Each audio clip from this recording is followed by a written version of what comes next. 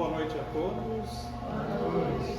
Então, como o pai William falou, a gente já tinha dado uma palestra sobre Jorei aqui, mas foi algo bem simples, como não tinha muita familiaridade também com o conhecimento das pessoas aqui, foi algo bem básico e acabaram surgindo outras questões também durante algumas sessões de apometria, que apareceram algumas entidades ali que fazem parte desse panteão. Então eu vou tocar um pouco nesse assunto agora também. Primeiro eu vou dar uma explicação da construção da religião no Japão, que ajuda a entender bem melhor como funciona o Jorei, qual a base religiosa. E também acho que vai esclarecer bastante que a religião do Japão não é exatamente o que todo mundo imagina aqui que seja o budismo. Tem uma religião ali que é bem mais animística mesmo.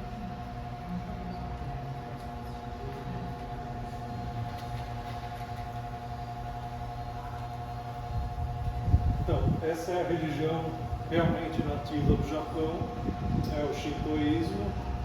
É uma religião bem ancestral, ela já provavelmente surgiu 500 anos antes de Cristo e foi se formando com o tempo.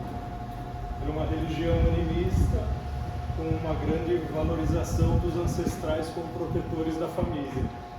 Também é uma religião politeísta, que cultua principalmente a divindade solar. Shinto ele dá uma grande importância para o mundo natural. Todos os deuses têm uma relação com fenômenos naturais, mas não só também. Tem muitos deuses relacionados a montanhas, a questões da topografia, todo o ambiente em volta das pessoas. O Shinto ele é sobre a pessoa se mesclar com o ambiente, conviver em harmonia com a natureza, para o progresso geral. Isso é uma coisa que influencia muito a cultura japonesa, todo mundo acho que sabe dessa sociedade muito coletivista, uma coisa que vem muito do Shintoísmo. O Shintoísmo também, muita gente no Japão não vai se declarar shintoísta, mas os costumes da religião estão arraigados em todo o cotidiano. Muitas pessoas elas dizem não seguir a religião, mas no fim do ano elas vão estar lá no templo fazendo as orações e participando dos rituais. Aí tem o budismo. O budismo ele só chega no Japão por volta do ano 500 e começa a se desenvolver mais no ano 700.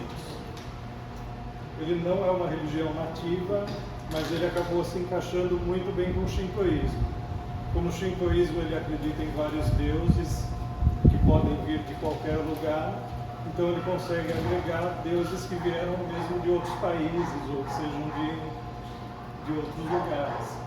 Então o budismo acabou se juntando totalmente ali com o Shintoísmo.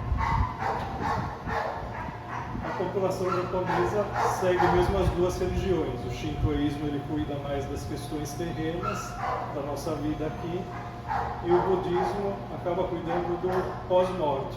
Os rituais funerários vão ser feitos por monges budistas e os rituais da vida mesmo acabam sendo resolvidos pelo Shintoísmo, parte mais espiritual.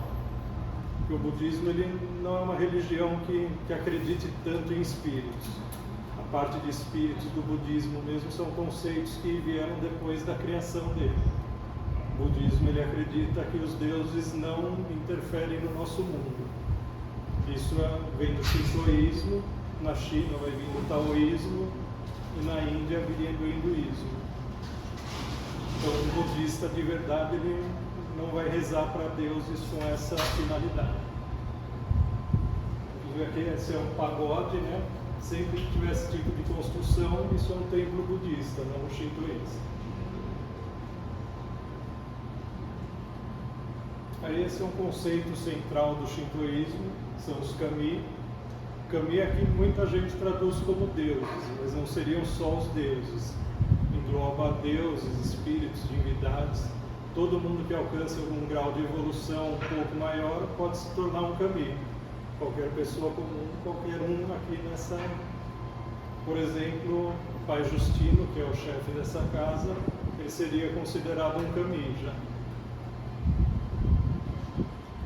Os kami, eles são também tudo isso. Pode ser um ser humano, mas também pode ser a essência de uma floresta, de uma pedra, de uma montanha, de um rio. Inclusive a montanha é um dos conceitos centrais ali, uma das coisas mais reverenciadas no Shintoísmo. Por isso o Monte Fuji é algo muito famoso ali. As pessoas acham que é só pela aparência e tudo, mas os montes são muito reverenciados no Japão até atualmente. Os kamis são aquilo que eu falei, o papel do Shintoísmo é trazer a harmonia dos kamis para as pessoas que vivem no mundo e do mundo. Então, o objetivo geral é viver em harmonia com a natureza e com o ambiente. É uma religião totalmente ligada à natureza. Aqui os templos shintoístas, eles são chamados de santuários, né? E tem mais de 80 mil deles no Japão. Alguns são muito grandes e outros podem ter o tamanho de uma até menor do que essa sala aqui.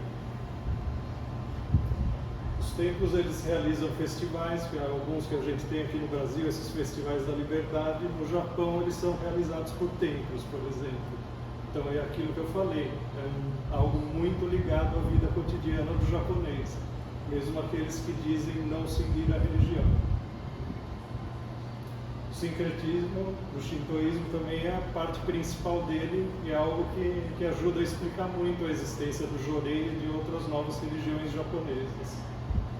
Como o shintoísmo aceita outras divindades e a criação de divindades a partir de pessoas, então você sempre vai estar agregando coisas ali sem que isso seja contraditório dentro da própria religião. E a gente tem um templo de visual mais antigo, né? Talvez não seja tão conhecido para a gente aqui no Ocidente. E aqui é um templo mais clichê que a gente conhece. Aqui eu vou dar uma passada básica só para ilustrar mesmo como que são os símbolos do shintoísmo. Aqui acho que é a parte mais conhecida para a gente, que são os torii. Inclusive tem alguns na Liberdade, alguns em praças aqui no Brasil. Ele não é uma coisa decorativa só como foi aparente aqui no Brasil. No Japão ele sempre fica na entrada ou dentro dos templos e ele demarca a passagem do mundo humano, do mundo cotidiano, para um ambiente sagrado onde a influência dos kami é muito maior. Inclusive aqui também a gente pode ver essa junção com a natureza. Os templos sempre estão ou numa floresta, ou no rio, ou até mesmo no meio do mar, sempre a ligação com a natureza. Aqui é só aspecto estético mesmo, são essas lanternas aqui, são estão em todos os templos. Aqui é um ritual um pouco mais relevante, que é um conceito de purificação que é central para o shintoísmo. Também é muito importante a purificação das pessoas. Nós temos todas as impurezas das nossas más atitudes, da nossa vida na Terra, e a purificação é central para a fé japonesa. Para fazer isso, antes de entrar nos templos, sempre existe uma purificação com água. Tem essa fonte na entrada e a pessoa, para poder se comunicar com os kamis, tem que lavar as mãos e lavar a boca. Sempre uma fonte de água corrente. Aqui tem a sacerdotisa e o sacerdote também. Essa é uma dança que é realizada nos templos. Atualmente, ela é feita como uma dança, vamos dizer, decorativa, mas ele era um ritual de incorporação há um tempo atrás, que é um aspecto central também do shintoísmo. Essa dança teve origem na dança que os deuses fizeram para chamar a deusa Amaterasu da caverna que ela se escondia. Aqui são placas de desejos. As pessoas escrevem os desejos dela nas placas. E essas placas posteriormente são queimadas para que esses desejos alcancem o mundo espiritual.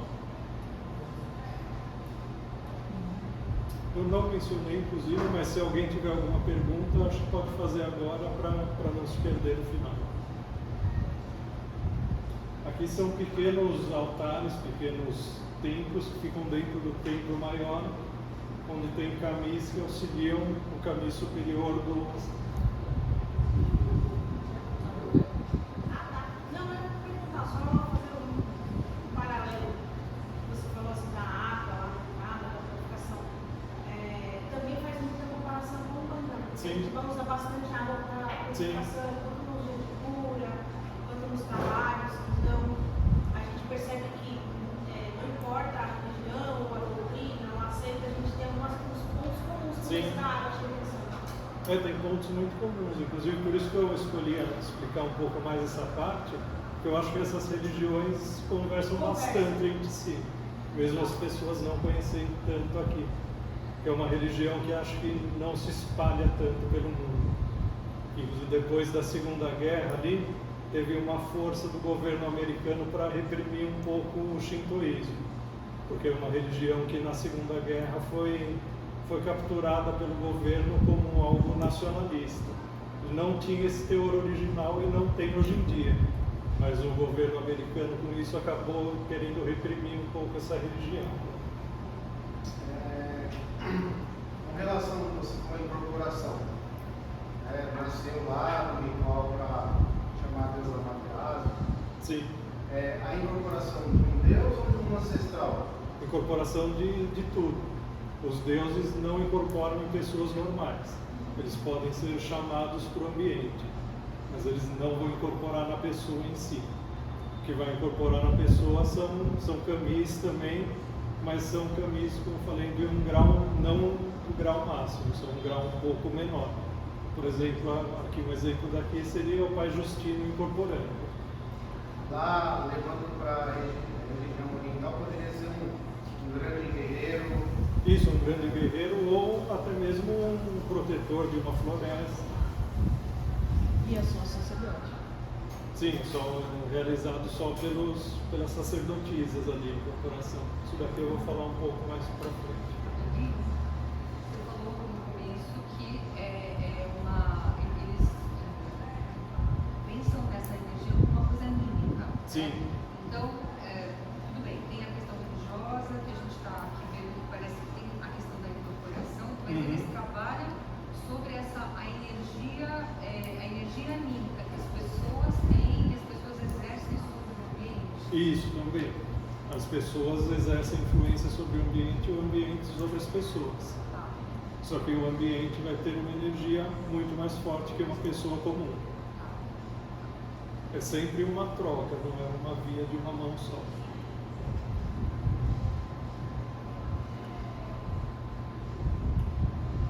Aqui a gente tem seres que parecem um cachorro, mas não são exatamente um cachorro.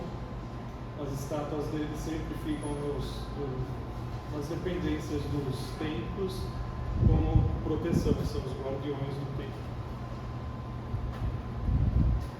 Aqui a gente tem o Raiden. O Raiden seria a nave do templo. É o lugar onde as pessoas se reúnem para os rituais, para fazer as orações, que podem ser externos ou internos. E aqui tem o altar da oração em si. Não é o altar principal de oração, onde está sentado o kami. O kami ele fica sentado no rondê, que é um recinto ao lado, onde fica o objeto onde o kami se assenta, pode ser uma caligrafia, um espelho, algum outro objeto, e esse recinto ele sempre é fechado. Normalmente as pessoas comuns não podem acessar esse recinto, nem tirar foto. Em alguns poucos casos, durante festivais, pessoas comuns podem olhar o que tem lá dentro, mas não é em todos os templos que isso acontece. Na maioria deles é um lugar bem isolado mesmo. Inclusive esse que é o santuário central de Amaterasu, é limitadíssimo até para sacerdotes. Só os sacerdotes próximos à família real que conseguem interagir mesmo com esse templo. E aqui novamente esse lugar, ele às vezes pode não ser um templo em si, é o Himorogi e o Yorishiro. O Himorogi é quando o kami está sentado, por exemplo, em rochas que são muito grandes, em árvores. Nesse tipo de local, o ambiente de louvor ali é direcionado a esses objetos. Então não é ter uma nave propriamente dita no templo. O templo é o próprio ambiente natural ali. Quando é um ambiente como uma montanha que não tem algo palpável ali para ser louvado, vai ser construído aqui o Yorishiro, que é esse lugar. Ele tem uma delimitação ali com objetos sagrados, que vai marcar o local de maior influência e força do caminho.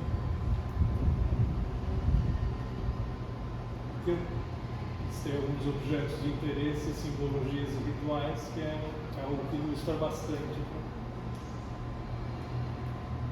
E tem o Shimenawa. O Shimenawa são essas cordas de cânhamo. Elas delimitam a proteção dos portais, dos templos. Todo lugar onde houver essa corda, ele está criando um portal de proteção contra influências negativas que tentem adentrar ali o ambiente sagrado. Essa origem disso é uma corda que foi colocada também na caverna onde Amaterasu se refugiou, e foi colocada ali para que ela não voltasse a se refugiar mais.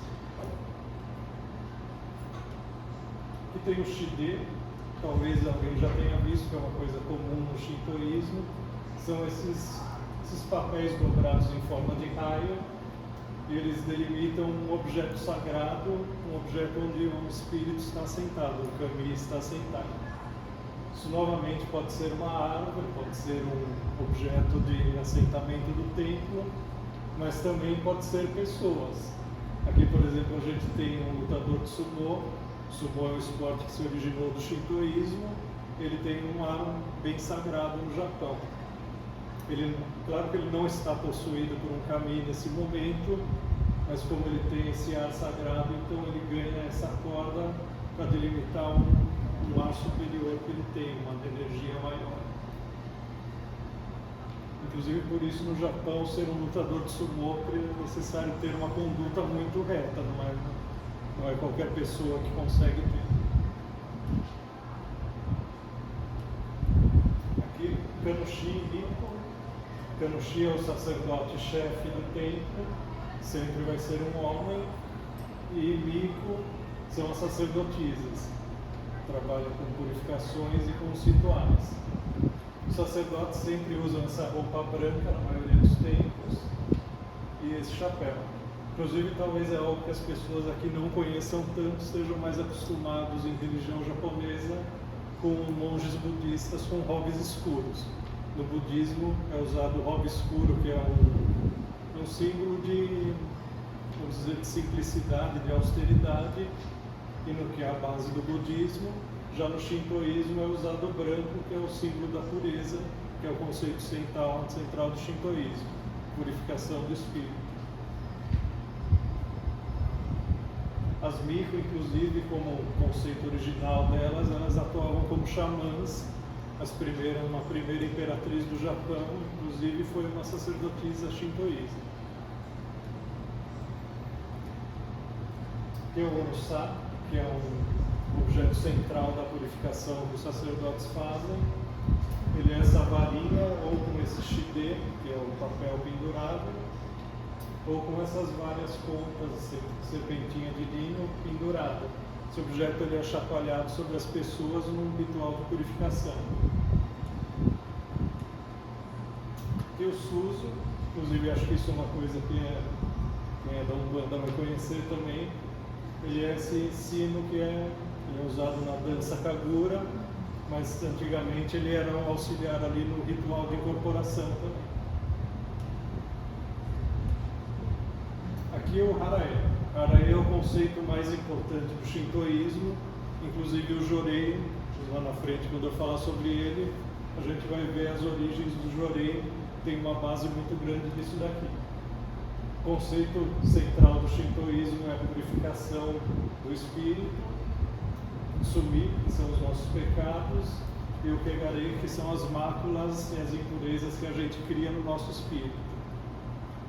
Para purificar isso, é realizado aqui esse ritual com a varinha, muitas pessoas recebem. Esse seria um ritual básico, mas não seria o único também. Casos de impurezas maiores, por exemplo, o sacerdote vai chamar a pessoa para vir em um ambiente separado e vai ter um ritual mais elaborado para a purificação dessa pessoa. Esse é um ritual para grandes multidões, na maioria. Então, tem alguns outros rituais diferentes, como o Yudate, que é esse ritual aqui, onde a sacerdotisa espalha água fervente na multidão para purificação com a água e com o fogo.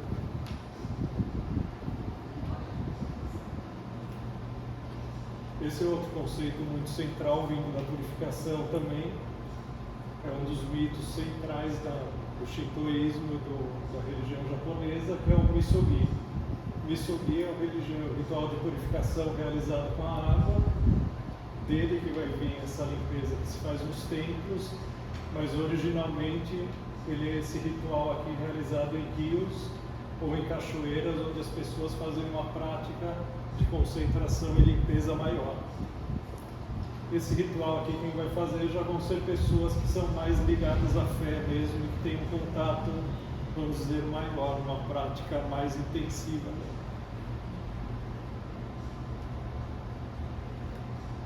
E o Shubatsu, que é outro tipo de purificação.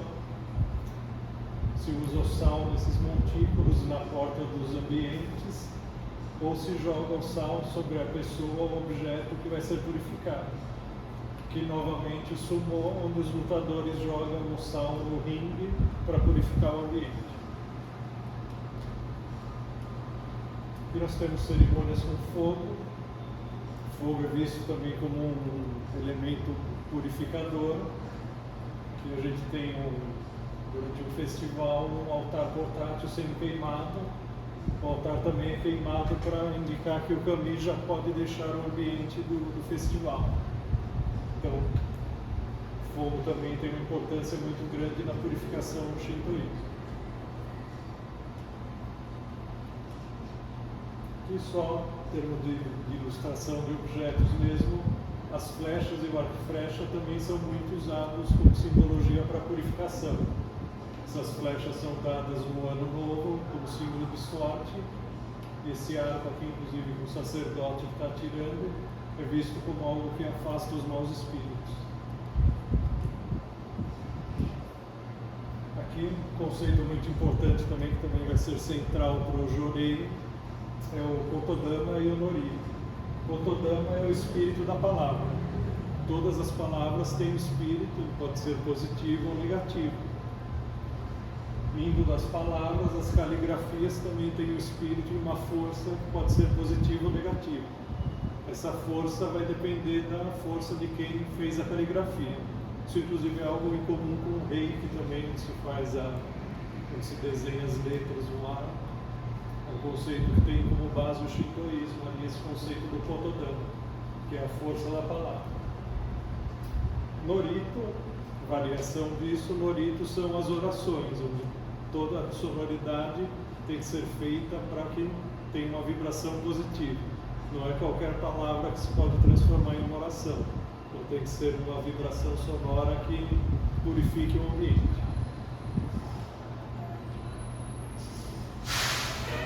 Aqui uma curiosidade é o Ryudo, que era a magia relacionada ao shintoísmo e ao taoísmo. Se tornou tão popular no Japão durante a Idade Média que chegou a ser criado um Ministério da Magia, inclusive. Os magos no Japão, eles praticavam astrologia, ciências naturais, faziam divinação e invocavam alguns espíritos também para proteção ou para descoberta de novos fatos, para afastar os maus espíritos. Tem dois que são muito famosos, Abi no Seimei, que é visto como um Merlin japonês, vamos dizer assim. Só que o Abi no Seimei, ele comprovadamente existiu como um assessor do imperador. Inclusive tem essa estátua dele aqui. E o rival dele é o Ashiadoman, que era uma pessoa que tentava usurpar esse cargo dele. Inclusive de interesse é o pentagrama, que também é usado nesse tipo de ritual. Eu explicar mais basicamente sobre os kami, as origens do universo shintoísta e alguns outros espíritos. O universo shintoísta, o mundo, para eles, ele é criado no Takamanohara, que seria o mundo dos kamis mais essenciais. Esses kamis viviam num plano espiritual sem formato definido. Quando eles fazem uma união, quando eles começam a se organizar, o universo é criado e a Terra posteriormente começa a existir. Depois dessa organização essencial, aparecem os Hitorigami. Hitorigami são kamis que vieram à existência sozinhos. Eles não têm um formato definido, não são venerados na Terra e não se sabe muito sobre eles. Só que eles são os kamis que organizaram todo o nosso universo. Muitos deles têm relações com estrelas, com elementos do universo. Um digno de nota é o Kuni no Tokotachi, que vai ser um kami muito importante na religião messiânica, que é no Joreio também. Esse deus ele vai criar 5 casais de deuses que vão dar origem aos deuses que a gente interage aqui no nosso plano. São os Amatsu-kami e Kunitsu-kami. São kamis que nascem de um casal, são kamis que se assentam na Terra, mesmo que não necessariamente habitando esse plano, mas interagindo com a gente, ajudando a gente e criando todo o nosso ambiente de convivência.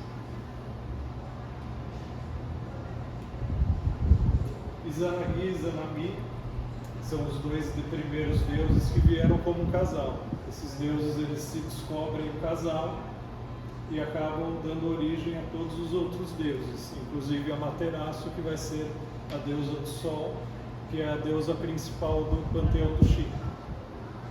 Aqui a gente tem, essa foto ficou um pouco cortada, mas essas 2 pedras que tinham numa foto anterior também, elas são a representação de Izanagi e Izanami, esse casal.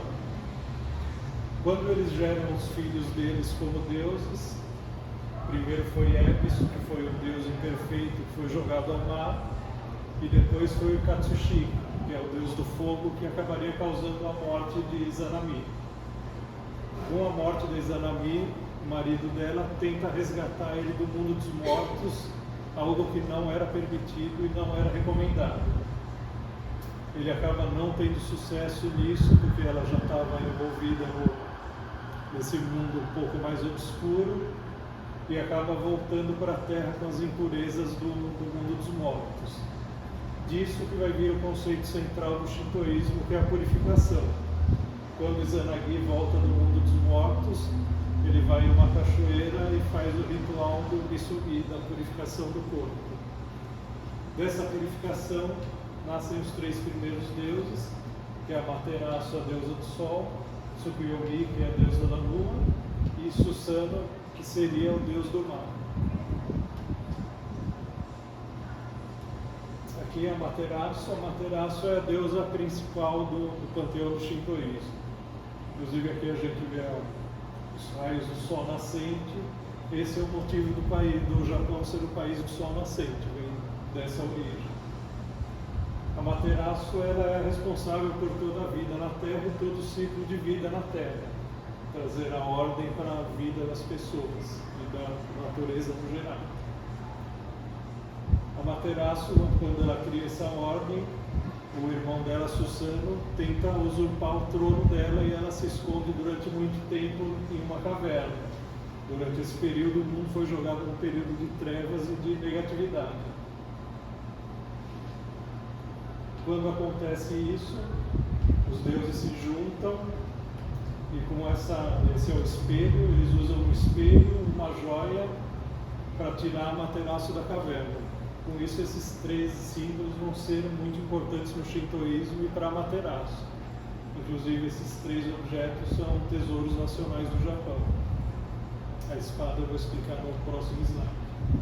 O Shintai, que é o objeto onde a Materaço se assenta, são justamente esses 3 objetos Se a gente quisesse fazer um sincretismo ou arquétipos parecidos, a gente poderia fazer com Oxalá e com o Ra do Antigo Egito.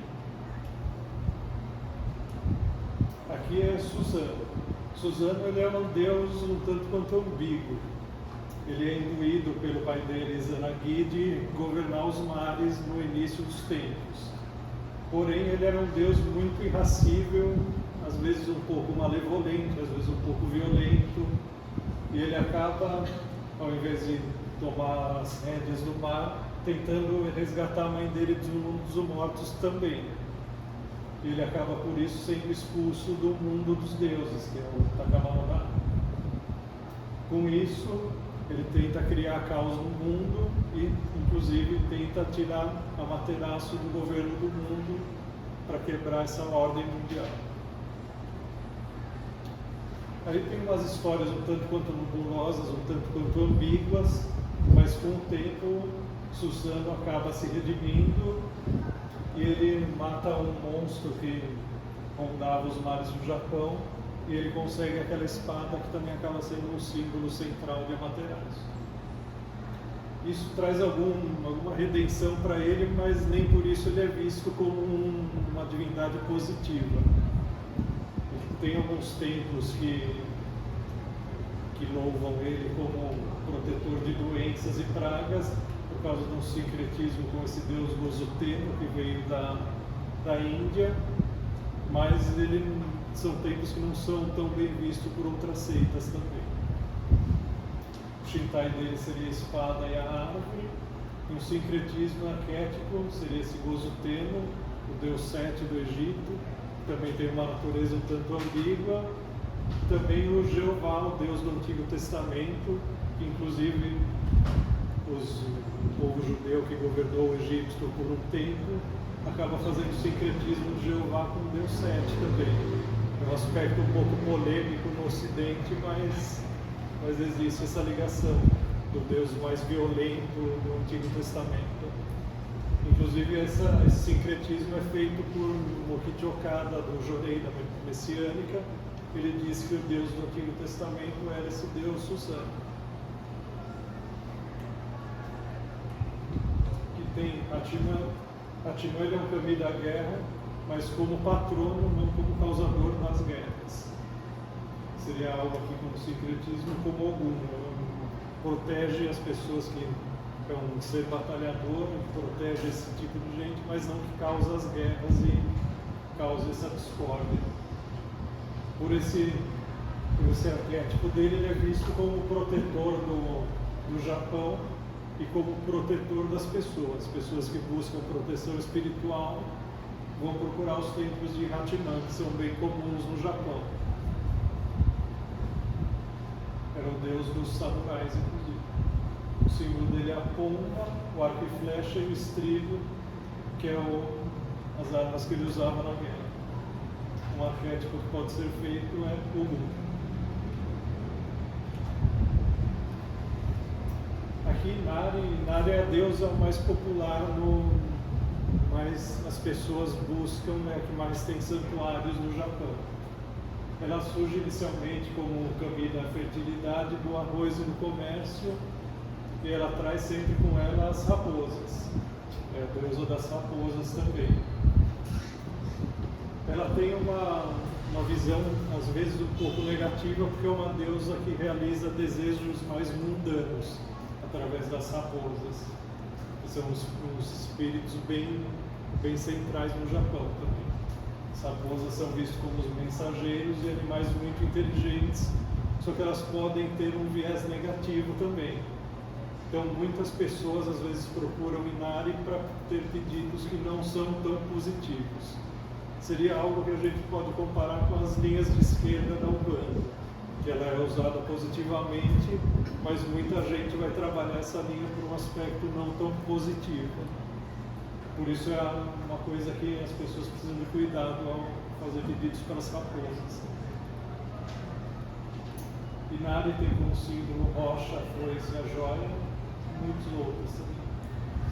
O arquétipo dela seriam os daqui, que são entidades do hinduísmo que tem essa natureza dual, positiva e negativa, e as linhas de esquerda da Umbanda. Aqui a gente tem os toris. Todos os templos de Inari têm uma sucessão grande de toris. Isso são as pessoas que têm as graças atendidas, que mandam construir esse tori e vão enfileirando um atrás do outro. Aqui são duas entidades que não necessariamente são kamis, são Raijin e Fujin, que eu lembrei de colocar porque o Ricardo falou sobre elas um dia. Mas são entidades que nasceram do corpo morto de Izanami no mundo dos mortos. São humanoides musculosos, são vistos como os deuses do raio e da tempestade. E eles fazem a guarda principalmente em templos budistas no Japão. Sempre essas estátuas às vezes estão nos pórticos de entrada. Aqui tem o Ryujin. Ryujin é o deus dragão. Ele é um kami de energia positiva, é o deus dos mares, ele mora no palácio nos mares. Ele é uma divindade muito ligada à magia e à medicina de cura através da magia. Ele é um kami positivo, nem sempre um dragão vai ser um ser de energia positiva no panteão japonês.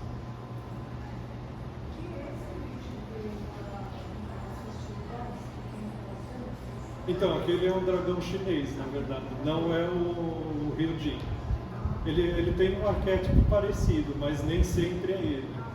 Às vezes são vários dragões, às vezes é outro dragão, nem sempre é ele. E isso não é aquele.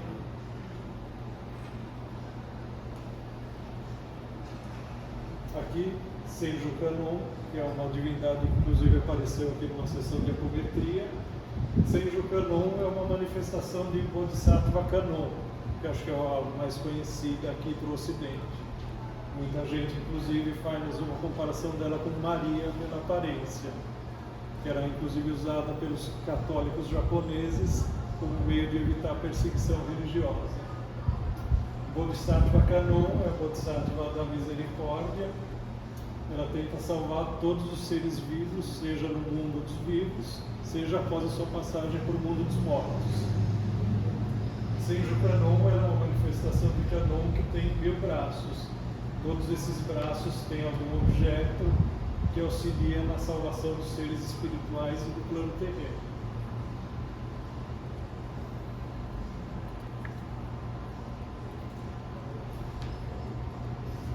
Senju Kanon vai ser uma das principais influências na criação da Messiânica, na criação do Jorei. É uma entidade que veio do budismo. Aqui é o Jisu-sama, ele é o Bodhisattva Ksitigarbha. Ele faz votos de não atingir o grau de Buda, apesar de poder, enquanto todos os seres não forem salvos do inferno. Ele é retratado aqui como um monge, né, em robes dourados. E também ele é retratado nessa estátua aqui que lembra uma criança, porque ele é o patrono das crianças de fetos falecidos. Então ele vai até o inferno para tentar salvar essas almas que não tiveram oportunidade de encarnar na Terra. Aqui Daikoku-ten, talvez alguém já tenha visto essa estátua aqui, que ela é popular no Ocidente como um dos deuses da sorte ali. Na verdade, ele é uma manifestação do Dhammapala Mahakala, que é esse ser aqui, que é um sincretismo de Shiva, o destruidor. Ele é um protetor do Dharma, o ciclo de reencarnação da vida. Ele veste na sua forma destruidora, ele veste uma diadema de caveiras e trabalha na destruição de seres negativos. Na forma positiva, que se manifesta aqui, ele é um homem idoso com uma aparência jovial e alegre, que acaba tendo esse símbolo de prosperidade e abundância. Também é um ser de natureza dual, podendo ser um ser purificador ou um ser de boa sorte com aspecto mais leve. Aqui tem Nyo, eles são parecidos com Raijin e Fujin, mas na verdade são também Dhammapalas, guardiões do Dharma. São manifestações do Bodhisattva Kongosho. Eles são a proteção da entrada dos templos budistas. O budismo é uma religião 100% de paz, mas nesse caso, é um caso interessante, que é o único dos casos onde ele mostra que é necessário às vezes alguma criatura com um ar um pouco mais violento para afastar a negatividade que seja um pouco mais forte ali. Aqui o Tengu. Tengu são espíritos guardiões da floresta. Eles têm essa aparência aqui aviária ou esse nariz longo. Também é uma coisa que acaba aparecendo às vezes aqui no Ocidente, inclusive no emoji do celular tem isso. Eles são seres também de natureza dual. Eles podem ser protetores contra o negativo, principalmente para quem trabalha em alguma religião com atividades espirituais, ou podem ser entidades negativas que tentam desviar as pessoas do caminho espiritual. Também faria um sincretismo dele com entidades de esquerda, como Exus, podem ter ali uma participação positiva como guardiões ou uma participação negativa, de acordo com que eles forem atraídos ou invocados.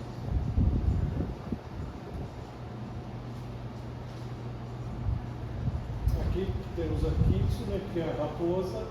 A raposa provavelmente seria a principal entidade do shintoísmo, assim, uma entidade muito comum.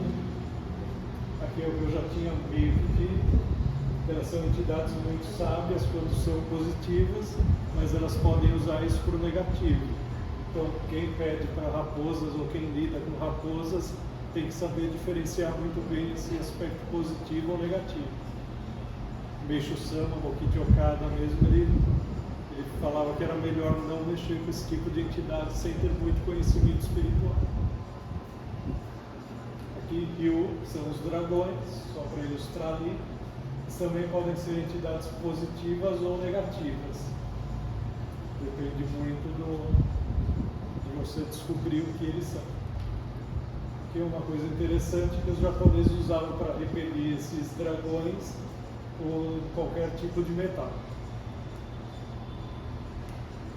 Aqui, yokai. Yokai são entidades que não são kami's, eles são espíritos mais baixos. A gente tem aqui que é uma representação de um fantasma. Aqui são kodamas, são espíritos guardiões da floresta. Todos eles seriam mais próximos de seres elementais, são seres que vivem na natureza, não têm um grão tão alto, mas também atuam na nossa vida.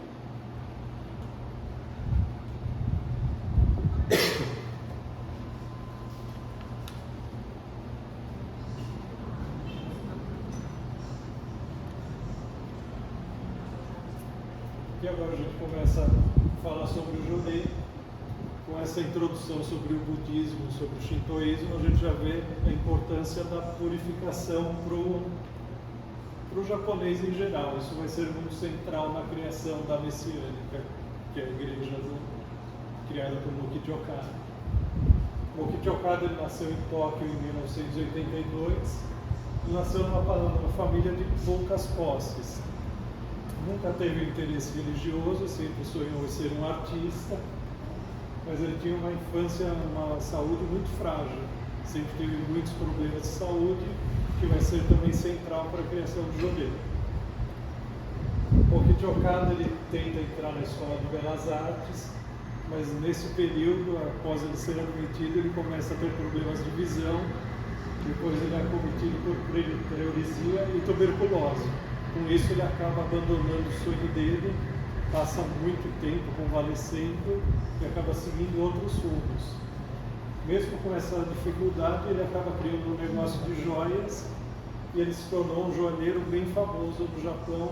Inclusive ele tem algumas patentes usadas até hoje em dia. E nesse período ele era um ateu, não tinha nenhum interesse em religião, sempre achava que o mundo espiritual era algo que não era muito palpável. Apesar disso, ele sempre levou uma vida de conduta reta, nunca sempre acreditou no bem, mas sem a religião. Porém, por volta no começo da década de 20, ele começa a ter muitos problemas na vida, ele tem problemas com a família, a esposa e o filho dele morrem, e logo após isso o banco onde ele tinha todas as economias dele quebra junto com o negócio dele. Então ele se viu com a vida totalmente desestruturada, começou a procurar outras respostas para os problemas da vida dele. Com isso, ele começa a estudar religiões, ele estuda o shintoísmo, estuda o budismo, acaba estudando religiões ocidentais também, filosofias, mas ele acaba não achando que isso tem uma ligação tão grande com a melhora do mundo. Por isso ele ingressa na Omoto. A Omoto também é uma religião de base shintoísta e budista, mas é uma religião que acredita que a vida na Terra tem que ser modificada. Então é uma religião muito atuante no nosso plano também.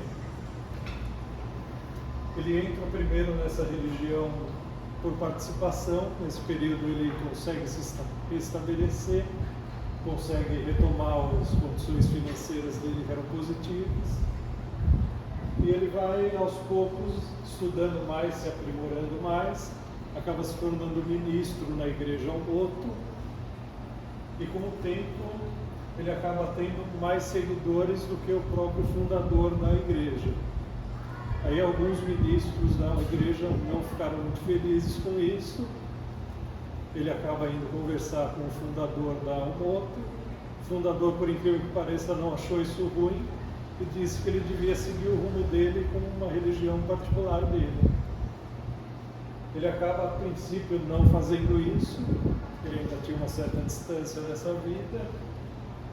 Mas aí, com alguns outros problemas na vida pessoal, ele leva um grupo de seguidores dele ao Monte Nokogiri. Esse, inclusive, é outro aspecto que vem do shintoísmo. É uma peregrinação ao monte, um lugar de muita energia espiritual ali. Nesse lugar ele acaba tendo uma revelação. Nessa revelação ele acaba aprendendo sobre um método que seria o Jorei preliminar, não como a gente conhece hoje. Acaba também tendo revelações sobre a base do que ele teria na igreja messiânica. Seria a criação do mundo ideal, promovendo a saúde, as artes e a saúde e a agricultura natural. Nesse processo, é um processo que já existia um pouco na Omoto. A Omoto tem como central a criação do paraíso terrestre. Isso ele vai trazer para a igreja messiânica, mas com algumas outras adições. A fama dele durante esse período vai crescendo muito, principalmente pelos milagres que ele vai realizar. Numa época que a medicina era muito precária, ele realizou muitos milagres que até hoje em dia seriam improváveis. E a religião dele cresce muito e acaba virando a igreja messiânica.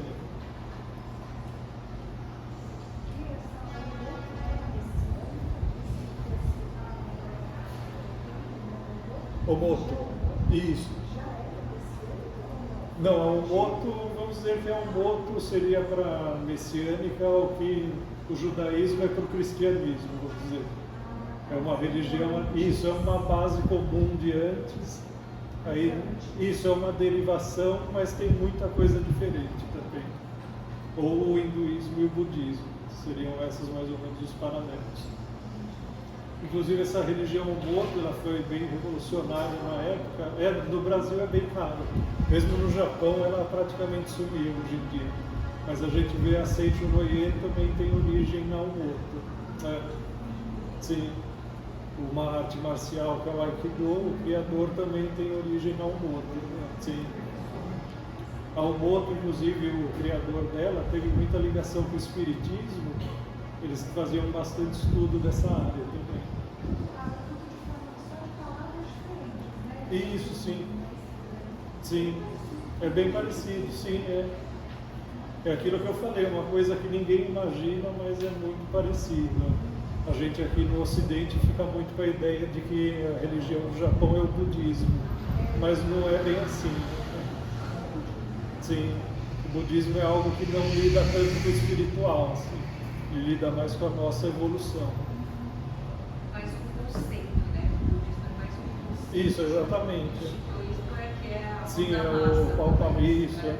O budismo é mais como conseguir superar o ciclo de renascimento e morte. Né?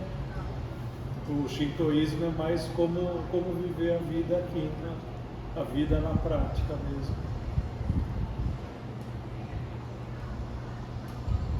Inclusive tem aqui o Mokichi Okada, o Meishu Sama, ministrando Jorei. Aqui a gente vê que ele está tocando no corpo das pessoas para sentir os pontos de toxina. Sim, exatamente. Que é algo que a gente vê hoje em dia, principalmente na messiânica, que foi abandonado. Sim. Foi modificado totalmente aqui. Esse é o verdadeiro Jorei, sim. O que a gente vê agora é uma simplificação. Eu vou explicar um pouco agora para frente.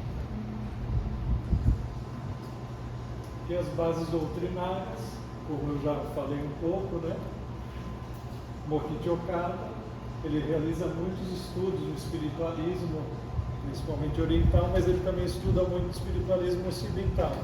Ele acaba estudando todas as religiões. Por isso eu falei daquele sincretismo do Deus Suzano com o Deus Jeová. Ele faz esse sincretismo porque ele estuda praticamente as religiões do mundo todo. Então ele tenta juntar isso em uma religião só. Todos os deuses ali têm uma correspondência. Ele faz esses estudos, inclusive ele estudou o cristianismo também.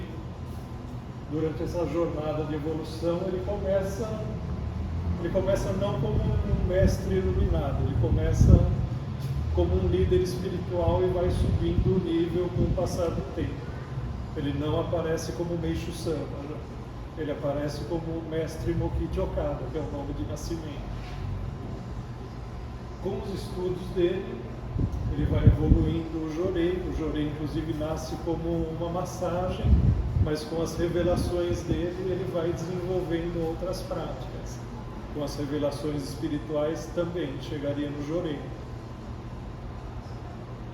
Aqui, eu já falei também um pouco, teologicamente, a base da religião messiânica vai ser o que todo japonês acredita, um misto do shintoísmo com o budismo. É algo que não é falado aqui no Brasil também. Muita gente acha que existe um monoteísmo, mas a messiânica não é uma religião monoteísta. Eles acreditam num Deus superior, mas embaixo desse Deus superior tem todos os outros deuses ali. Sim. O Deus criador do universo é um Deus, mas os deuses que interagem com a gente são vários deuses. Inclusive aquele Deus essencial do shintoísmo que eu falei, que menciono ele aqui, o Kunito Kotachi, ele é visto na messiânica como o Deus que é o Deus supremo do universo. Ele que dá origem a todos os outros deuses.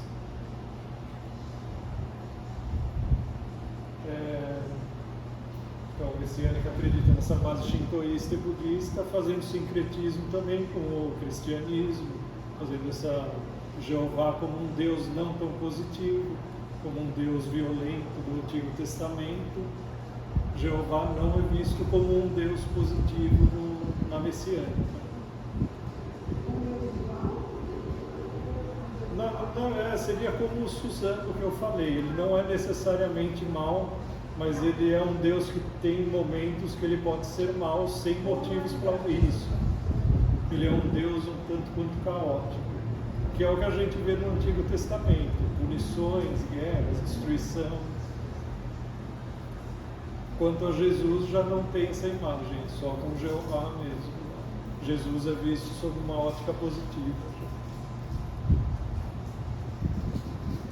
Aí o foco da religião, tirando essa parte espiritual, seria a realização do paraíso terrestre, que é o conceito que veio da Emoto, que é a criação do mundo ideal aqui na Terra mesmo, não no mundo espiritual. Por isso a messiânica ela tem muito como base práticas que ajudem a criar o paraíso terrestre aqui na Terra, não em um mundo, vamos dizer, espiritual. Para isso tem muita prática do Jorei, que é a purificação, também vem do shintoísmo. O Jorei purifica o espírito e livra das doenças e das máculas. A agricultura natural, que seria um método de evitar outras máculas também de coisas artificiais.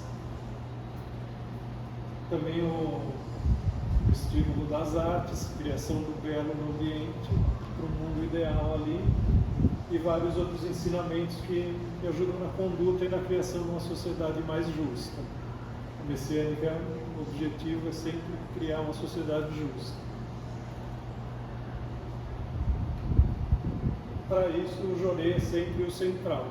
O Jorei nunca é deixado de lado. Isso seria o mundo de Miruko, que é Maitreya. Maitreya, que é o Buda do mundo do futuro. Miruko é o nome dele em japonês. Aí aqui nós temos uma influência muito grande de Kanon também. Os membros diziam que viam sempre Kanon atrás de Meishu Sama. Então acaba tendo algumas pessoas falando que Kanon agia através de Meishu Sama, outras pessoas falando que Kanon era o próprio Meishu Sama. Isso. Alguns falam em canalização, outros falam que era uma encarnação mesmo.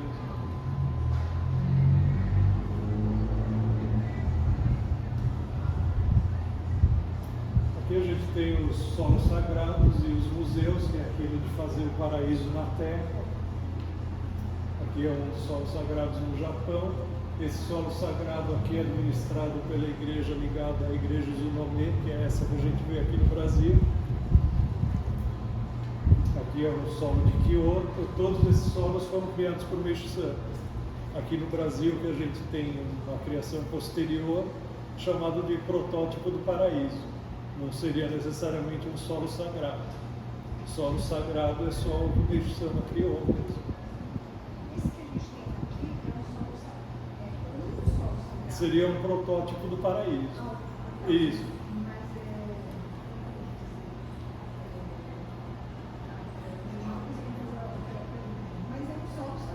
Isso poderia ser considerado, mas não com a mesma energia do que tem no Japão.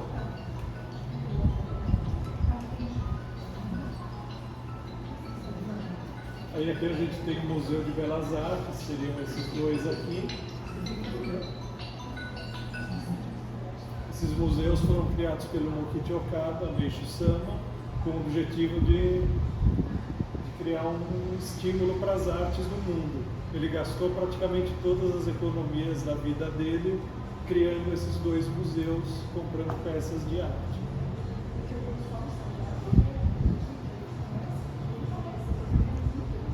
Sim, o conceito é o mesmo, só a energia espiritual não seria a mesma. Sim, mas também tem uma energia. Sim. Sim, também tem energia. Só não é uma energia tão alta quanto essa. Aqui é o solo de Hakone, que também tem um museu. Esse solo de Hakone é da igreja Tohono Hikari, que é a outra igreja da Messiânica, que tem poucas unidades aqui no Brasil. Eles que praticam o Jurei na forma mais original. Isso, ele é uma entidade que é mais ligada com a colônia japonesa mesmo, os dirigentes são japoneses, não tem propriamente uma sede, uma difusão grande aqui no Brasil. A Messiânica do Brasil já teve muito abrasileiramento, aqui mudou muitas coisas, assim.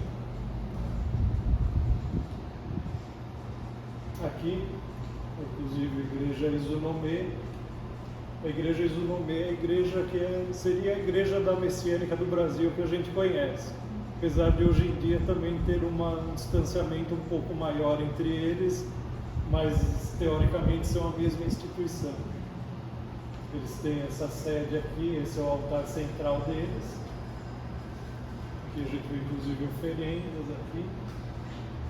Esse é o altar principal e esse é o altar dos antepassados. Sempre o culto aos antepassados é uma coisa muito importante também. Que é esse altar aqui. A gente vê aqui inclusive as vestes dos sacerdotes realizando a cerimônia, são as vestes do shintoísmo, não o terno e gravata que a gente costuma ver aqui.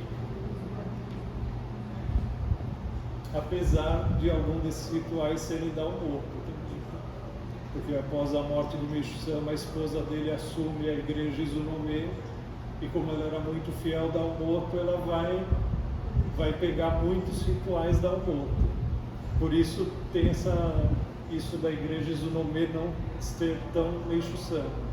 É uma igreja que pega muita influência da Umoto e da própria Nidai-sama, que seria a esposa de Meishu-san. Então tem muitas modificações ali. Inclusive a gente vê isso no altar, só que é uma polêmica aqui no Brasil, porque esse altar aqui não é uma caligrafia de Meishu-san, é a caligrafia da esposa de Meishu-san. Só que isso não é divulgado aqui no Brasil. O que seria algo muito central, porque aquilo que a gente explicou sobre o Kotodama, sobre a caligrafia, o poder do altar é de acordo com a caligrafia de quem fez. E não foi feito por Meishu-sama a caligrafia. Sim, seria a energia da esposa dele, não a energia dele. Então, mas o pessoal sabe que não é? Não. A maioria dos brasileiros A maioria não, muito poucos brasileiros sabem. Mas isso só no Brasil ou lá fora também? Lá fora também, mas lá fora eles sabem. Aqui no Brasil eles não sabem. Provavelmente se você pressionar as pessoas do grau mais alto vão te falar, mas se ninguém perguntar eles vão passar batido. Eles não falam isso.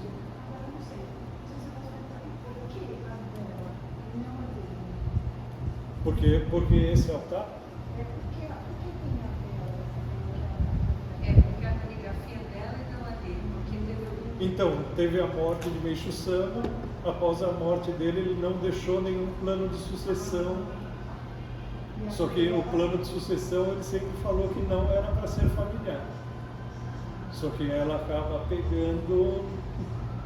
Inclusive, nessa época, são criadas muitas dissidências. Falar dissidência entre aspas, porque então igrejas têm força espiritual também, mas são igrejas que não vão fazer parte dessa Izunomê nem da Toho no Hikari. Essas duas igrejas fazem parte da igreja central ali. Mesmo elas sendo diferentes, elas são uma igreja só. Vão ter muitas igrejas que saem desse órgão central por não concordar com o Nidai-sama, que é a esposa dele, tomar a direção para ela.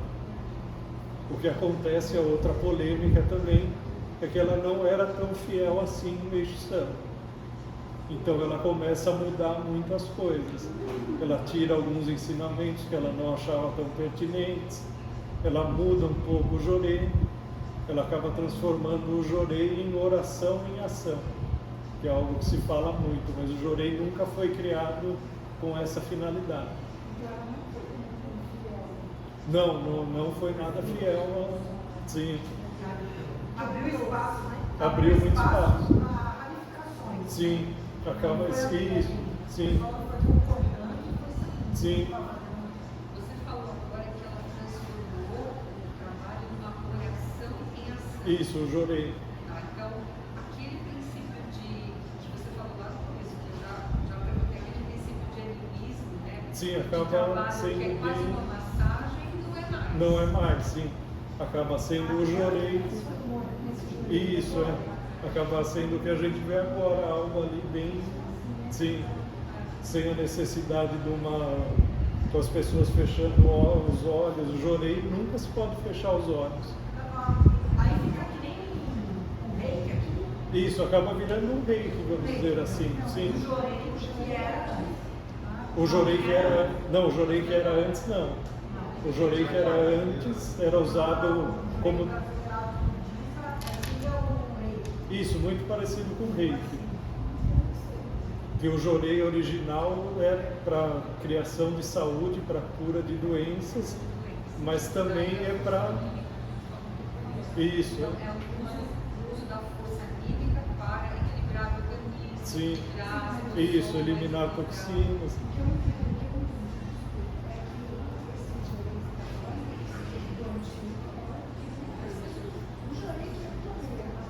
Uhum.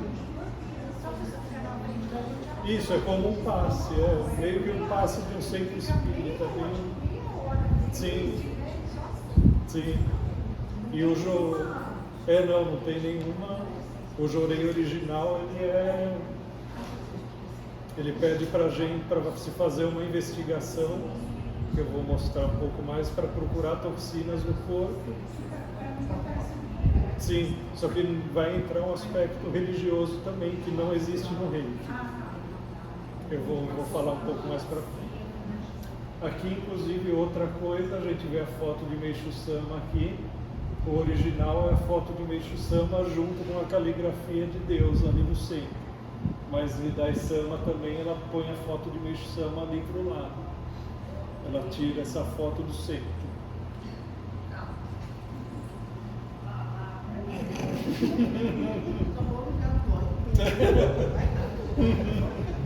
O corpo nem esfria. Não que ela seja totalmente negativa também, porque ela ajudou a igreja a ficar viva, sabe? Mas ela mudou muita coisa. Sim, e ela tirou muito da energia do Jorei. A gente começa a ver a diminuição de milagres, de curas. Leva a coisa para um nível divino, assim, Sim. é uma coisa mais... Só que mesmo nisso perdeu muito também. Porque a investigação do Jorei, achar pontos, muitas vezes uma pessoa chegava com uma possessão ou com algum tipo de encosto e é procurado, se encontra que tem esse encosto localizado em algum ponto do corpo. Então vai ser pego esse ponto, ministrando Jorei nesse ponto, o espírito vai ser tirado. Sim, inclusive é um aspecto que o pai William chegou a falar também de sessões de apometria, onde eles acharam um espírito que estava preso no... Sim, e Meishu Sama, inclusive no início, ele realizava rodas com médiums também para esse tipo de trabalho, que é uma coisa que vai se perdendo ali com o tempo. Na apometria, às vezes o obsessor, ele ou deixa um fragmento de energia dele, e no espiritual, vamos dizer, ele acopla uma célula dele e a célula do assistido, né? E aí às vezes você faz o trabalho e não encontra, ou é alojado dentro de algum campo, dentro de algum órgão. A essência de a gente pegou aqui uma vez um íncubo, a essência dele estava alojada dentro do fígado. A gente tirava ele ficava. Aí a gente achou como se fosse uma célula dele alojada dentro do fígado. Então, assim, como ele falou, você vai, acha o ponto, investiga e desliga daquele ponto, que é o ponto principal onde ele está ligado.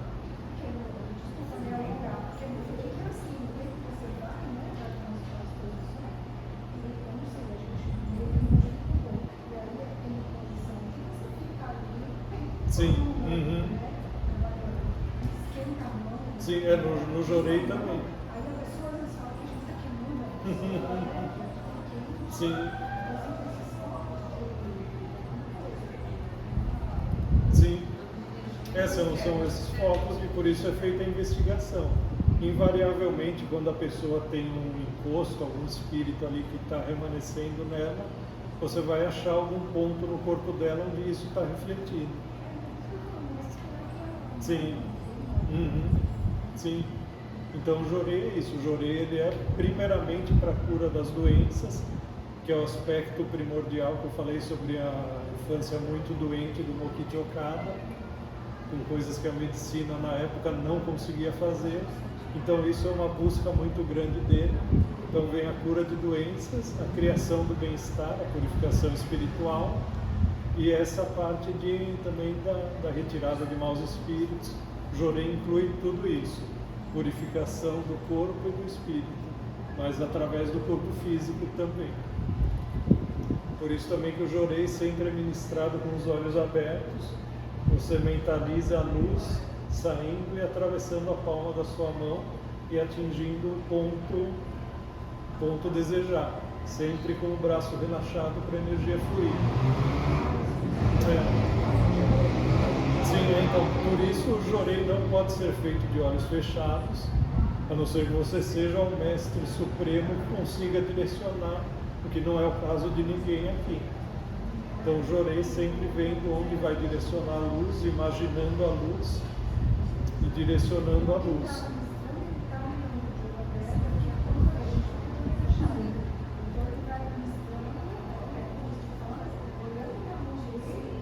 Isso, para a luz ser canalizada. Sim, exatamente. Sim. Sem esse comando, a luz até vai sair, vai ser muito mais fraca. Que é o que a gente acaba vendo com quem faz de olhos fechados. Você vai emitir uma luz ali difusa, vai dar uma limpeza ali superficial, mas nada que seja muito elaborado.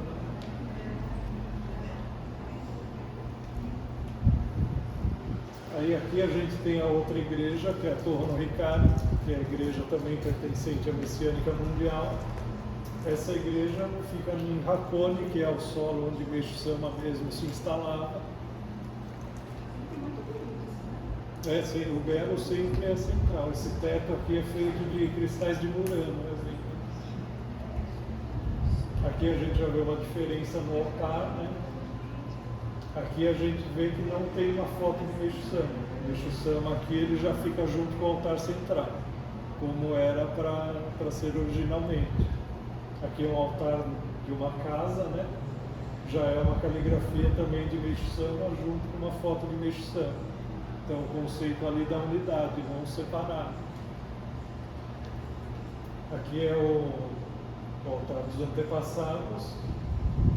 Esse altar dos antepassados agora está sendo reformado e está sendo um trabalho das duas igrejas. Então pode ser que futuramente haja um trabalho de união delas no futuro. Porque teve uma outra briga nas igrejas, um neto de Meixo Sama que estava na igreja, que ele acabou tendo essa sucessão familiar que ele nunca quis que tivesse, e o neto dele acabou criando problemas de novo. Foi descoberto que ele estava tentando implantar conceitos cristãos dentro da igreja, porque se descobriu que ele era cristão ali, né? Sim, exatamente. E aí, como a igreja aqui do Brasil seguia muito a Nidai Sama e essa linha, eles acabaram, inclusive, quase caindo nessa conversa dele. Mas, por fim, até conseguiram expulsar ele, agora ele tem outra igreja ali, né?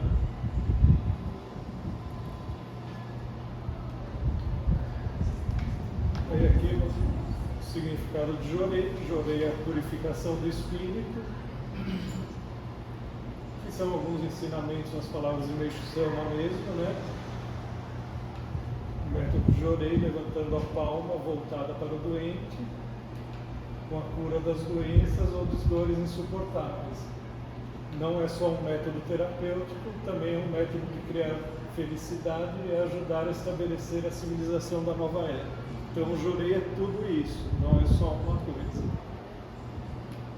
Aqui fala sobre as curas e realmente na época de Meixo Sama, até posteriormente, mesmo no início aqui no Brasil, foram feitos milagres bem impressionantes por ele e pelos membros. Só que com o tempo a gente vê uma queda dessa força espiritual. Talvez por todas essas brigas, por todas as mudanças, e a gente vê uma queda disso.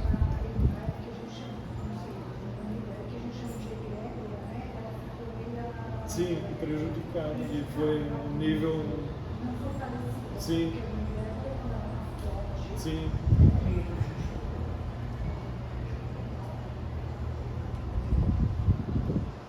Aí aqui a canalização de Jorei é feita através do Ricari, né? O Ricari a gente veste no pescoço. Ele tem essa caligrafia.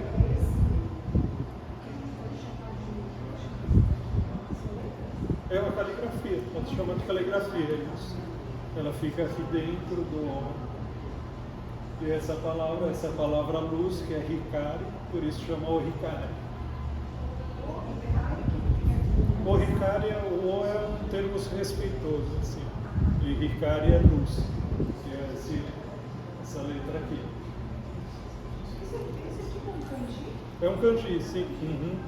É o kanji de luz na caligrafia de Meixo Sama. Aí a gente entra lá no Kotodama, a personificação da energia dele nessa caligrafia se transmite através do Ricari.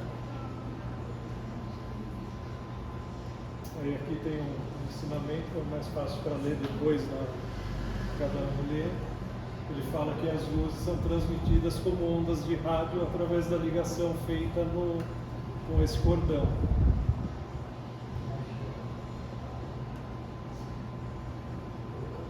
Aqui a gente vê ele ministrando Jorei com os olhos abertos, não com os olhos fechados, sim.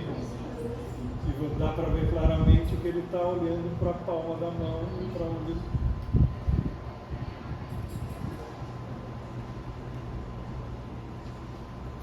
Aqui tem o conceito para aplicação do Jorei. O Jorei tem a intenção de limpar nuvens espirituais. A gente cria nuvens espirituais com os nossos maus pensamentos, com as nossas más ações e também com a injeção de substâncias artificiais. Elas vão criando toxinas no corpo físico.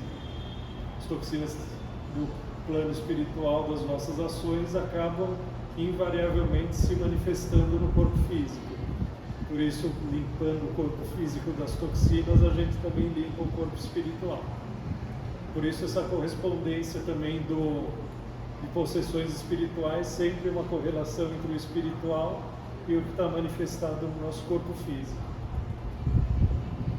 Aqui tem esse marco aqui, esse é o Monte Nokogiri, onde o Meishu Sama teve a revelação dele. Aqui se fala sobre toxinas, né? Ele fala, tem muitos tipos de toxinas associadas às várias bactérias, mas a gente só vai manifestar no nosso corpo, na nossa doença, aquela toxina que está com a nossa vibração. Então, as toxinas se manifestam de modos diferentes em cada pessoa, dependendo da nossa vibração em conjunto com uma doença ou com algum outro problema. Sempre de acordo com a lei da afinidade. Aqui são os processos da transformação das nuvens espirituais nas toxinas do corpo. Primeiro a gente vai ter uma rigidez, que é a primeira etapa. Se essa rigidez não for resolvida, ela vai evoluir para uma rigidez com febre. Posteriormente também vai vir a dor. Então, sempre se tenta combater esses problemas no corpo. A investigação era feita justamente para descobrir essas coisas, pontos de rigidez, febre e dor. Dito isso, sempre vai existir um ponto que é o ponto focal, o ponto principal. Sempre o ponto mais quente, o ponto mais rígido, vai ser aquele ponto onde está a origem da toxina, a origem da doença, ou a origem do espírito que está encostado na pessoa também. Claro que para descobrir isso, muitas vezes precisa de muito treino, não é uma coisa tão simples assim.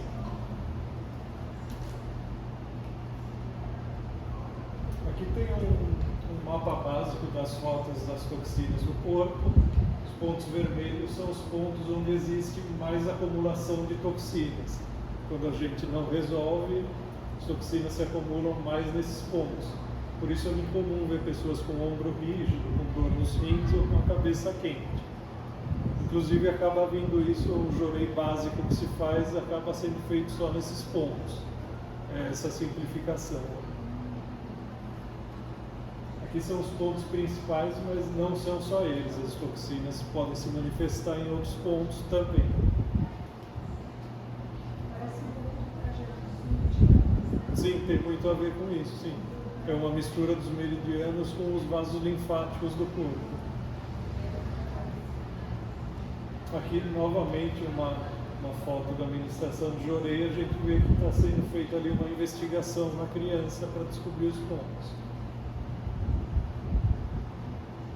Aqui, o Jorei ele atua dissolvendo as toxinas do corpo.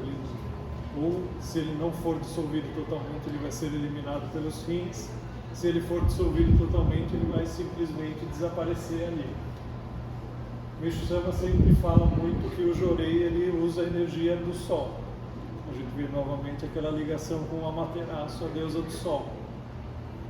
Ele fala que a energia do Sol era uma energia muito mais forte que a energia da Lua, que ele diz que é usada em muitas outras religiões. Por isso que o efeito do Jorei seria mais forte e curaria mais doenças.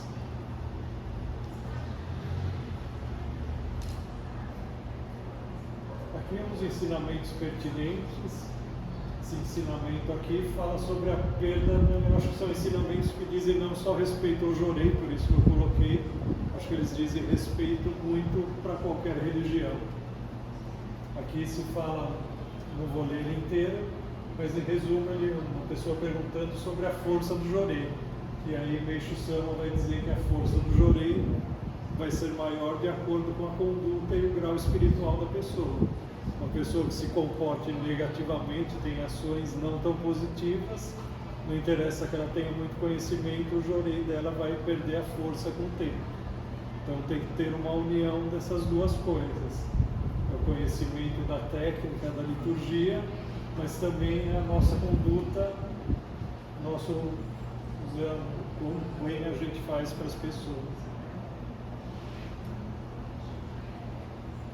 Aqui também outro ensinamento interessante, onde ele fala que na época do cristianismo original de Cristo haviam muitos milagres e com o passar do tempo esses milagres vão sendo cada vez mais dispersos.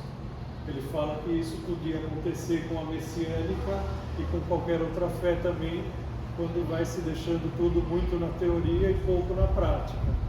E é o que a gente acaba vendo agora na messiânica, 50 anos depois dele ter falado. A gente vê uma força muito menor no Jorei por várias brigas, ensinamentos que vão se separando, má conduta das pessoas.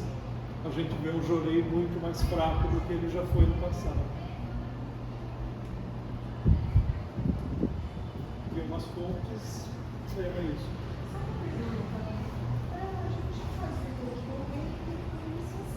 Uhum.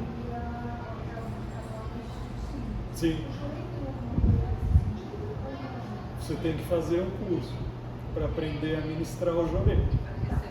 E para receber quando você aprende a ministrar o Jorei, você recebe o Ricardo.